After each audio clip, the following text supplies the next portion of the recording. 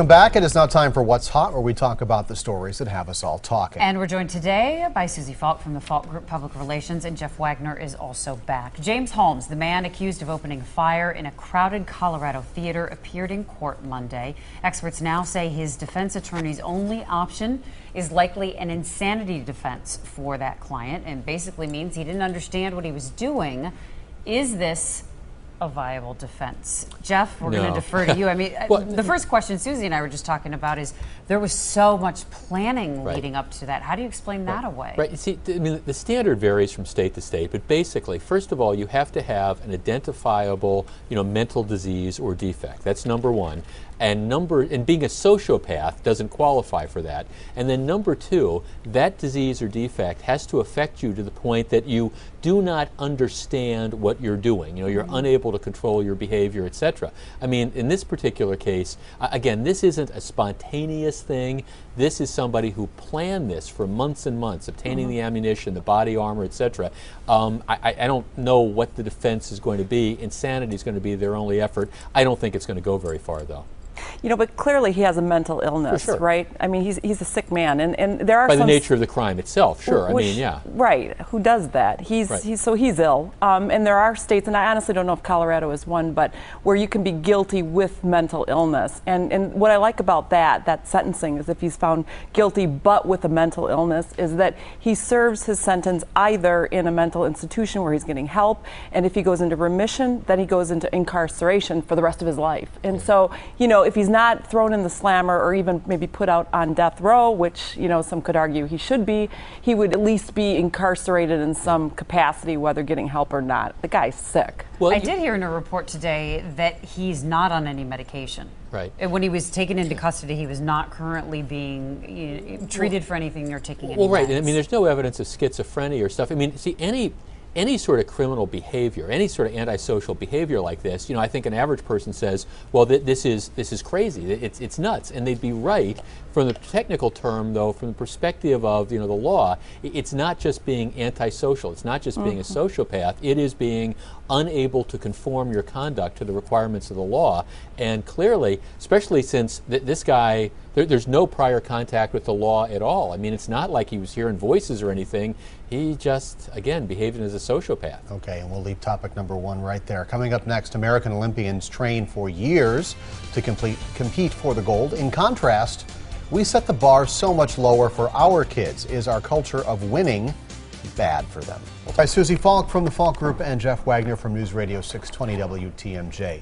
A Kentucky teenager was frustrated by light punishment for two boys who sexually assaulted her, so she shared photos of the attack. They shared photos of the attack, rather, so she tweeted their names. Now, after public outrage, she has been spared from having to face a contempt charge because the judge said you can't put their names out in the public. She could have faced 180 days in jail and a $500 fine. So should this judge have barred this girl from exposing her attackers in the first place? Those attackers were juveniles. Right. That's what led to the decision.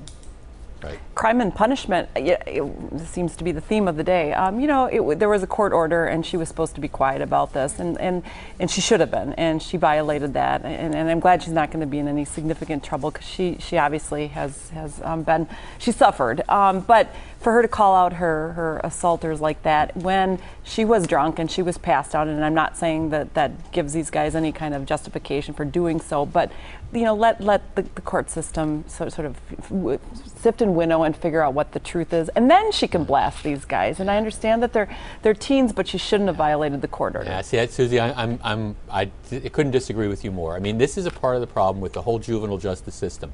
You have these two punks that take advantage of this girl after she passes out. She shouldn't have been drinking. They then put her picture after they sexually assault her up all over the internet, and they were convicted. They pled guilty in juvenile court, but because they're juveniles, we're going to protect their reputations. I understand why this victim was outraged, and I think the court system, this is another example about how we become more concerned with the rights of the bad guys, in this case the rapist, than we do with the rights of the victim. And to even suggest putting this girl in prison or jail, I think was absolutely appalling.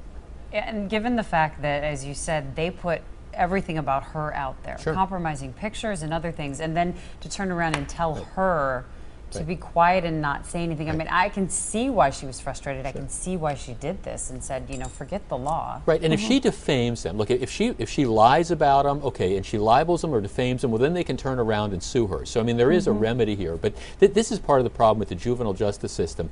People commit horrendous acts, and then we protect them because they're 17 years old. Nuts with that.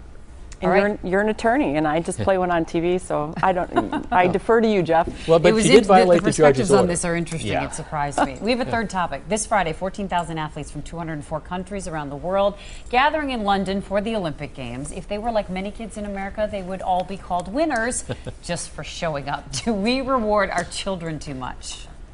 Winners, you know, the whole, yes, we do. And love the guy that delivered the commencement address back in May about how kids are, you know, you're not special. And you know what, you have to earn awards, you have to earn trophies, you have to earn the right to go to the Olympics. And it seems as though the pendulum is kind of swinging back, and maybe we aren't coddling our kids too much. At least I hope so. I have some friends who have a 5-year-old who was on, true story, was at a swim meet, you know, for 5-year-olds and stuff. They gave every participant an award.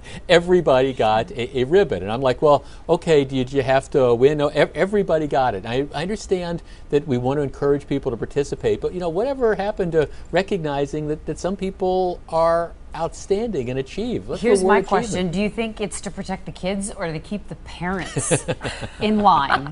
Because if you don't have a winner or a loser, then the parents just have to kind of sit there and be quiet, and they can't go crazy. I think these kids are. I think kids are overscheduled, and I think they have so many activities, and the parents want to see that reward, that carrot at the end of it, so that the kids come back for more, so that they don't complain. And I think it's a little too much, but that's just me. I say we give the award for today to Susie. What do you think? Huh? No, Jeff and Susie both get gold stars today. Winners. We're all winners. We're taking a break.